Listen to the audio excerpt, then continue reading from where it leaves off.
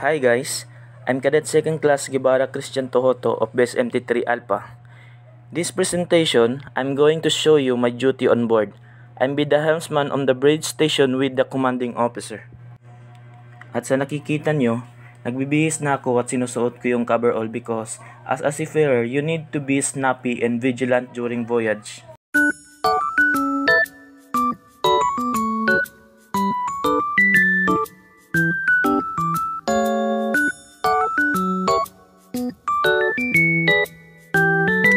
Starboard 10.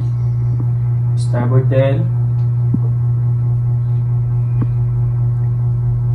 Rudder starboard 10 now, sir.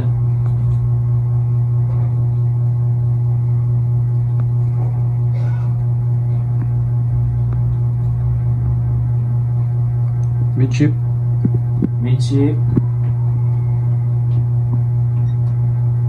Rudder midship now, sir.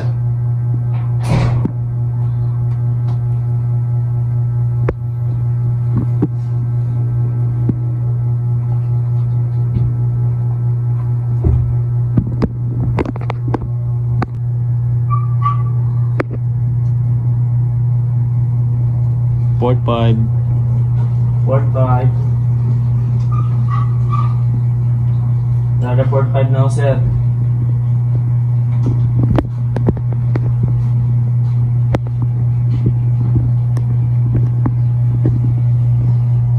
Midship.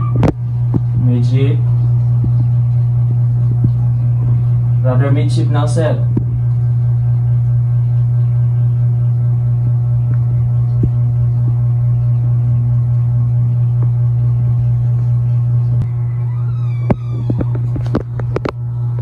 Port 5.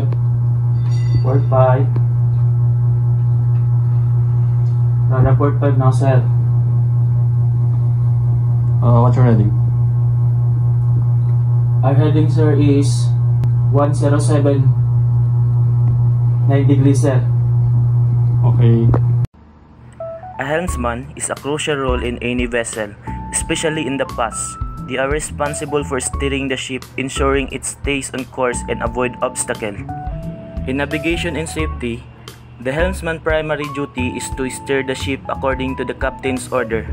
This involves maintaining a steady course, adjusting for wind and currents, and navigating through challenging waters.